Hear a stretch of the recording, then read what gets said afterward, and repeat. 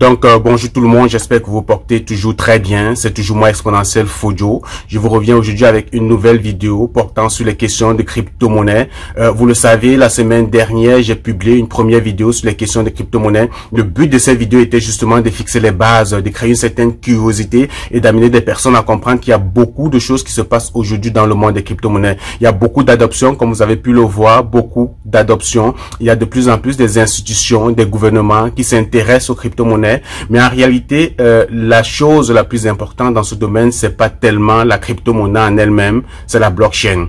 Donc, s'il y a beaucoup d'intéressement, s'il y a beaucoup de personnes qui se penchent sur la question, qui regardent de près ces notions de crypto-monnaie-là, c'est à cause de la blockchain. Ok, la blockchain aujourd'hui, c'est une technologie qui est appliquée, c'est-à-dire qu'il y a des utilités autant dans l'informatique que dans les banques, dans l'environnement, dans la santé et même dans la politique. Souvenez-vous, l'année dernière, lors des élections présidentielles aux États-Unis, le président sortant, Donald Trump, avait affirmé que ces élections lui avaient été volées.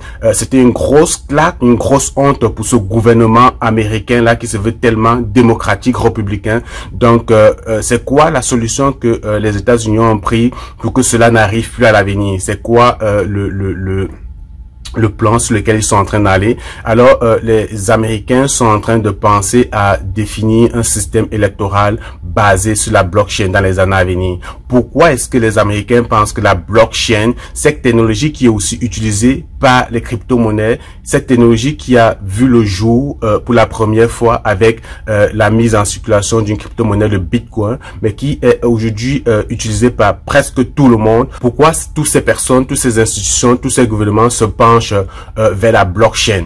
On va essayer d'en parler dans cette vidéo, mais vous savez, une vidéo de 20-25 minutes ne saura être suffisante pour comprendre plus en profondeur c'est quoi la blockchain. Je vais utiliser quelques parallèles pour vous expliquer vraiment de façon plus simplifiée afin que nous puissions tous comprendre en fait c'est quoi la blockchain. Mais je vais vous inviter, si vous voulez creuser davantage, de fouiller, de lire, parce que il y a beaucoup de choses à lire sur les blockchains, à apprendre sur la blockchain. Donc voilà ce qui va se passer. On va supposer que ceci c'est une conférence, qu'on débute une conférence, ok, et qu'au début de la conférence, j'ai demandé à chacun de vous de prendre un cahier et un stylo. Ou bien je vous ai remis au début de la conférence à chacun un cahier et un stylo. Alors ce que je vous demandais pendant la conférence, c'est de prendre en note tout ce qui se passe durant la conférence, tous les faits et gestes. C'est-à-dire que lorsque je parle, vous devez chacun le mentionner, tout ce que je dis sur, bien sûr, la première feuille de votre cahier. Si mon stylo tombe, vous devez le marquer. Si à 10 heures pendant la conférence, il y a quelqu'un qui se lève au fond de la salle, qui s'en va aux toilettes, vous devez tous le marquer. Si je bois de l'eau, si quelqu'un boit de l'eau, s'il y a quelqu'un qui dort, qui se réveille. Donc vous comprenez que la blockchain, votre cahier en fait, pendant cette session, votre cahier doit enregistrer tous les faits et gestes. À un moment donné de la journée, on va tous s'entendre que ok, la première feuille est pleine de notre cahier, on va s'entendre, on va faire une vérification tous ensemble.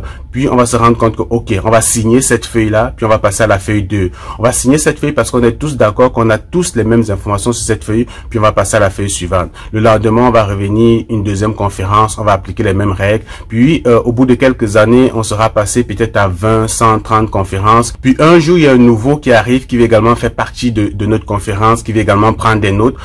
Alors ce qu'on va faire, c'est qu'on va lui remettre un cahier, mais le nouveau cahier qu'on va lui remettre, on va s'assurer qu'il a une mise à jour de ce qui s'est passé depuis la première conférence. C'est-à-dire que cette personne arrive à la 31e conférence, mais juste en consultant le cahier que nous on lui a remis, il sera à jour avec tout ce qui s'est passé. Il va juste continuer le processus avec nous, puis il va continuer à prendre des notes.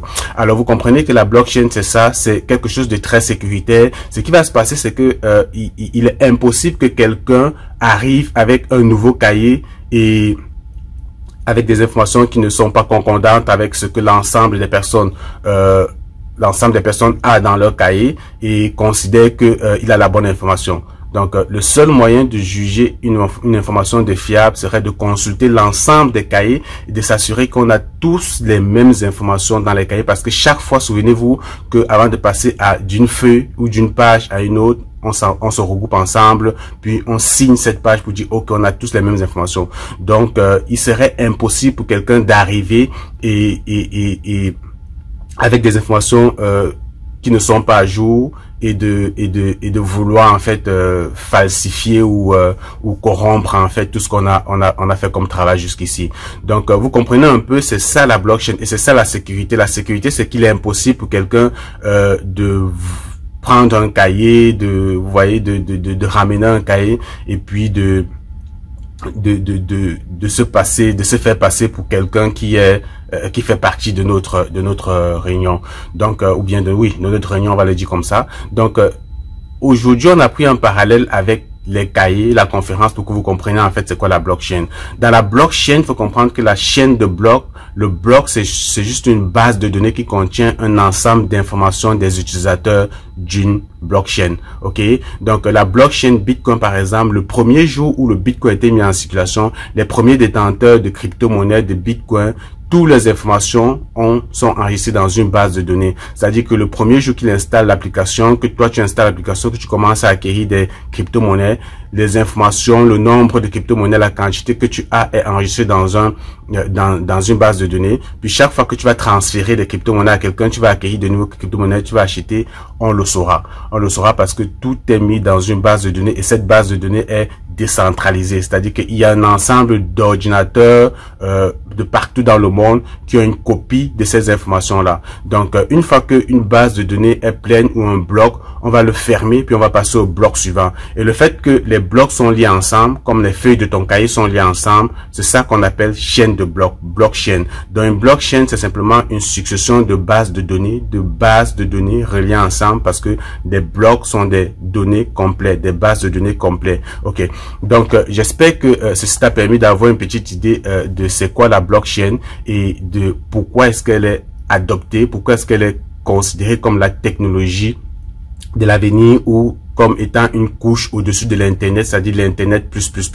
Donc, c'est tout simplement parce que l'information est immuable. C'est impossible pour quelqu'un de venir du jour au lendemain, de se brancher dans le réseau et d'essayer de falsifier les informations, d'essayer de s'ajouter les crypto-monnaies pour essayer de dérober les crypto-monnaies des autres parce que l'information, ok, est décentralisée, est conçue dans tous les ordinateurs du nœud ou du réseau. Donc, et puis, comme je vous ai dit, à chaque moment, il y a un consensus, il y a des validateurs, c'est ce qu'on appelle des mineurs. Ils sont récompensés pour ça, par le fait qu'ils mettent en jeu leur puissance de calcul, leur ordinateur. Ok, il y a une puissance de calcul qui est utilisée, en fait, pour valider les transactions et puis sécuriser le réseau. Donc, voilà, en fait, une idée, façon basique, ok, expliquée, plus simple, c'est quoi la blockchain. Donc, comme je vous ai dit, aujourd'hui, la blockchain a tellement de cas d'utilisation. On parle aujourd'hui du Bitcoin. C'est comme Internet, ok. Quand Internet a vu le jour, c'était quelque chose d'innovant. Mais aujourd'hui, on se concentre plus sur, on reconnaît, ok, tout ce qui est solution, tout ce qui est application sur Internet. On est sur YouTube aujourd'hui, on est sur Facebook, il y a Google, il y a Gmail, il y a WhatsApp, tout ça, c'est des applications d'Internet. Ok, c'est comme aujourd'hui la blockchain, c'est la toute première, le Bitcoin autant pour moi, c'est la toute première application sur la blockchain, c'est la toute première utilité sur la blockchain. Mais aujourd'hui, il y a de plus en plus tellement de blockchain parce que des personnes pensent que la blockchain Bitcoin a quelques failles. Ok, ils essaient de créer quelque chose de plus moderne, de plus adapté pour le grand public. Donc, c'est comme ça qu'on va parler également de la blockchain Ethereum qui aujourd'hui se vaut, ok, être la deuxième blockchain en termes de capitalisation sur le CoinMarketCap. Vous savez déjà c'est quoi le CoinMarketCap, je vous ai montré dans la précédente vidéo. Ok, donc de plus en plus, il y a des personnes qui pensent qu'ils ont raté l'ère Bitcoin parce que peut-être le Bitcoin est très cher aujourd'hui. Si vous ne savez pas, il y a de cela 12 ans, environ un Bitcoin valait moins d'$1. Aujourd'hui, à 2021, un Bitcoin vaut pratiquement plus de 56 000 $. Ok, ça veut dire que quelqu'un qui avait 10-20 bitcoins pouvait faire le calcul pour voir à peu près combien il peut avoir aujourd'hui. Donc il y a beaucoup d'autres crypto-monnaies, il y a beaucoup d'autres blockchains aujourd'hui qui sont en train de prendre de la valeur. Je vous montrais tout à l'heure avant la fin de la vidéo le cas d'Ethereum qui est une blockchain qui prend beaucoup de volume. Entre la dernière vidéo et cette vidéo, vous allez voir combien ça a pris comme capitalisation et montant en fait sur le marché et cours sur le marché. Donc si vous pensez que vous avez raté les bitcoins, il est encore temps de vous rattraper avec d'autres petites crypto-monnaies, d'autres petites blockchains qui voient le jour comme la blockchain Ethereum. Donc, si c'est quelque chose qui t'intéresse, si toi tu aimerais également apprendre davantage les notions de crypto-monnaies, comment acheter les crypto-monnaies et puis comment vendre, je t'invite donc à répondre au formulaire qui est en description de cette vidéo. Ça te prend moins de 30 secondes pour répondre à ces questions.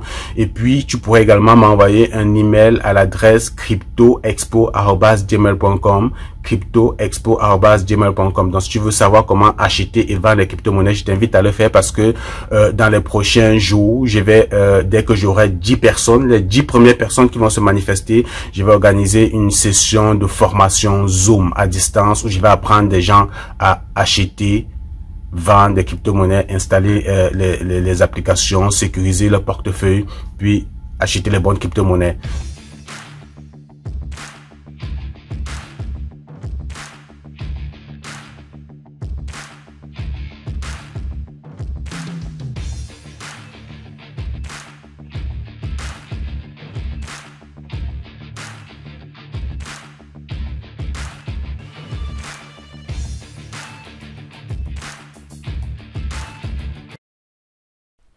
Donc, on ne pourrait terminer cette vidéo sans faire un petit tour d'horizon de tout ce qui se passe aujourd'hui dans le monde de crypto.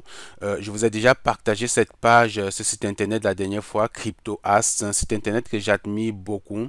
Donc, si vous avez besoin de rester à jour, de suivre en fait l'actualité des crypto-monnaies, il serait important de vous abonner à cette page et de la suivre au quotidien parce qu'il y a toutes les informations, tout ce qui se passe dans le monde entier comme développement et adoption de la crypto-monnaie. Donc, rapidement ici, on va voir qu'il y a Ubisoft qui a sélectionné comme ça 6 startups pour comme ça mettre sur pied un projet de développement de jeux vidéo basé sur les crypto-monnaies. Donc, Ubisoft, c'est une grosse entreprise française qui fait dans le développement des jeux vidéo. Elle est également internationale, beaucoup implantée au Canada et en Amérique aussi. Donc, en plus de cela, ici, vous voyez, on a Tesla, Elon Musk, le boss de Tesla, qui a toujours soutenu les crypto-monnaies, qui a toujours poussé les crypto-monnaies, avait annoncé qu'il était désormais possible d'acheter des voitures Tesla avec du Bitcoin. Donc, ce matin, il a également tweeté sur sa page la question comme ça à ses followers de savoir si ils aimeraient que Tesla accepte également le Dogecoin comme moyen de paiement. Donc le Dogecoin, c'est tout simplement une crypto-monnaie qui est beaucoup poussée, soutenue par Elon Musk, tel que je vous avais dit dans ma précédente vidéo. Donc peut-être dans les prochains jours, on aura cette annonce-là comme quoi Elon Musk ou Tesla acceptera les crypto-monnaies et puis particulièrement le Dogecoin comme moyen de paiement en plus du Bitcoin. Donc plus bas également ici, on peut voir que le boss de Facebook, Mark Zuckerberg, a fait une publication sur sa page Twitter où il a publié une image de ces deux chèvres. Ces chèvres s'appellent Max et Bitcoin. Donc, du coup, ça a amené la communauté Bitcoin à se poser beaucoup de questions, à s'interroger, question de savoir si Mark Zuckerberg détenait des Bitcoins, si le boss et le PDG, le créateur de Facebook détenait des Bitcoins, parce qu'il ne s'est jamais prononcé sur la question des Bitcoins. La seule chose qu'on sait, c'est qu'il a toujours souhaité créer sa propre crypto-monnaie. Donc, je voulais savoir. En plus de cela ici, comme vous pouvez le voir, si on s'en va plus bas, il y a le PDG de Morgan Greek Capital qui pense que d'ici 5 ans, on aura un Bitcoin à 250 000 $. Donc, il a certainement fait des analyses et des observations. Si vous voulez savoir plus en profondeur, allez regarder ça. Toujours chez Elon Musk, vous savez, en plus de Tesla, Elon Musk est également propriétaire de l'entreprise SpaceX. SpaceX, c'est comme ça une entreprise qui a pour activité d'envoyer des fusées dans l'espace. Donc ils ont comme ça lancé un projet, ils annoncent un projet qui va s'appeler Doge 1, mission lunaire Doge 1, qui sera un projet totalement financé, entièrement financé par la crypto-monnaie et le Dogecoin. Ok, donc ici on atteint on a l'Ether qui a atteint un nouveau record de 4100 $. Donc, je vous annonçais tantôt que pour des personnes qui pensent avoir raté les bitcoins, qui pensent que ils auraient dû acheter le bitcoin à l'époque parce que le bitcoin aujourd'hui coûte 56 000 $, il y a l'Ethereum qui est quand même une crypto-monnaie, un bon tremplin, un bon moyen pour tous ceux-là qui ont raté le train de se rattraper. Il y a de fortes chances, ok, d'après beaucoup d'analyses et les experts qui pensent que déjà d'ici la fin de cette année, on aura un Ethereum minimalement à 10 000 $ et que dans les années à venir, le Dogecoin est présenté comme étant la crypto-monnaie qui sera adoptée, qui va donc surpasser les valeurs qu'on a du Bitcoin présentement et dans l'avenir. Donc, à vous de faire vos analyses, de prendre vos décisions. Je ne suis pas un conseiller financier, vous le savez déjà. Je suis juste quelqu'un de curieux qui adore les crypto-monnaies, qui est intéressé par la technologie et qui pense qu'il y a quand même quelque chose à regarder de ce côté-là. Donc, faites vos propres analyses. Si vous pensez que ce serait intéressant d'investir dans le Dogecoin, à vous de voir. Donc, on parle beaucoup de Dogecoin durant ces dernières semaines. Donc, en plus de cela, on peut voir ici, qu'il y a une crypto-monnaie qui s'appelle Phantom. Donc, Phantom, c'est comme ça une blockchain, ok? C'est une blockchain, mais qui a également son jeton qui s'appelle le Phantom également. Donc, c'est une crypto-monnaie qui jusqu'ici soutient beaucoup de pays dans leur développement numérique, ok? Donc, comme vous avez vu, la blockchain Phantom va soutenir le Tadjikistan dans son développement économique, mais il soutient déjà beaucoup d'autres pays, ok, comme le Pakistan et autres, ok. Donc, si c'est quelque chose qui vous intéresse, je vous laisse regarder ça. Donc, vous comprenez que en plus de l'ADA, la blockchain ADA Cardano, qui est une crypto-monnaie qui envisage de se positionner beaucoup plus en Afrique pour développer, numériser l'Afrique, ok, qui a déjà eu un contrat avec l'Éthiopie dans ce sens-là. On a également une autre blockchain, le Phantom, qui se positionne également dans le même créneau. Vous avez ici un complexe immobilier de Miami qui accepte désormais le Bitcoin et l'Ethereum comme moyen de paiement. Ok, donc vous avez le Bitcoin, l'Ethereum, vous pouvez acheter un immeuble ou un appartement dans ce complexe-là à Miami. Donc, vous avez Amazon. Amazon qui se positionne beaucoup plus, s'intéresse de plus en plus aux crypto-monnaies. Donc, Amazon a un programme ou un projet dans les crypto-monnaies, ok, dans le minage d'une crypto-monnaie avec Chia, la blockchain Chia. Donc, je vous invite de regarder ça de près, c'est quelque chose qui vous intéresse. Donc, il y a beaucoup de choses qui se sont faites, qui se sont dit au cours des dernières semaines. Ici, vous voyez, le géant bancaire Citigroup envisage de lancer des services de trading et de conservation de crypto-monnaies. Donc, vous voyez, il y a beaucoup de banques, de plus en plus des banques qui acceptent des crypto-monnaies, qui développent des projets, des programmes dans les crypto-monnaies, avec la crypto-monnaie, avec les blockchains. OK? Donc, ici, vous avez crypto.com, une crypto-monnaie qui devient le sponsor de la Coupe d'Italie 2021 de football. Ok, Crypto.com devient le sponsor de la Coupe d'Italie 2021 de football. Ok, puis en Corée du Sud, les coûts d'électricité seront réduits. Ok, pour les mineurs. Ok, les mineurs, c'est, je vous ai expliqué dans la notion tantôt de minage et de blockchain. Je vous ai expliqué c'est quoi des mineurs. Donc, c'est ces personnes-là qui mettent leur ordinateur pour valider et sécuriser les transactions. Ok, donc, leur processus de validation qui est ce qu'on appelle le proof of work ou bien le processus de validation basé sur la preuve de travail consomme beaucoup d'énergie électrique. Voilà pourquoi les crypto-monnaies dans certains pays aussi ont un problème parce que c'est très coûteux, ça consomme beaucoup d'énergie électrique. Mais on est surpris d'entendre qu'en Corée du Sud, ces mineurs-là verront comme ça la facture d'électricité en baisse. Ok, ils seront exonérés de certaines taxes. Donc, ça peut être très intéressant. Ça montre comme quoi la crypto-monnaie pour certains pays est de plus en plus considérée comme une source de valeur. Je vais vous laisser là. Il y a beaucoup de choses, beaucoup de choses qui se font dans la sphère crypto. Si on regarde ici en termes de capitalisation, la capitalisation du Bitcoin par rapport aux autres crypto-monnaies. Vous savez, le Bitcoin reste la référence dans les domaines de crypto-monnaie parce que c'est quand même la toute première crypto-monnaie, même si on a beaucoup d'autres crypto-monnaies aujourd'hui. Ça fait que beaucoup de personnes qui sont dans les crypto-monnaies ont toujours et investissent toujours en premier dans les cryptos, dans le Bitcoin. Donc, la plupart des détenteurs de crypto-monnaies ont en priorité hein, du Bitcoin. Mais ça, c'est quelque chose qui de plus en plus tend à disparaître. C'est-à-dire que les nouvelles personnes qui entrent dans le domaine des cryptos, qui entrent dans les crypto-monnaies, s'intéressent moins au Bitcoin, mais plus à d'autres crypto-monnaies parce que le Bitcoin pour eux est déjà quelque chose de très cher. Du coup, c'est difficile d'entrer là et d'acquérir une bonne quantité. Donc, ils s'intéressent beaucoup plus à d'autres crypto-monnaies, ce qu'on appelle les altcoins. OK? Donc, ou alternative coin.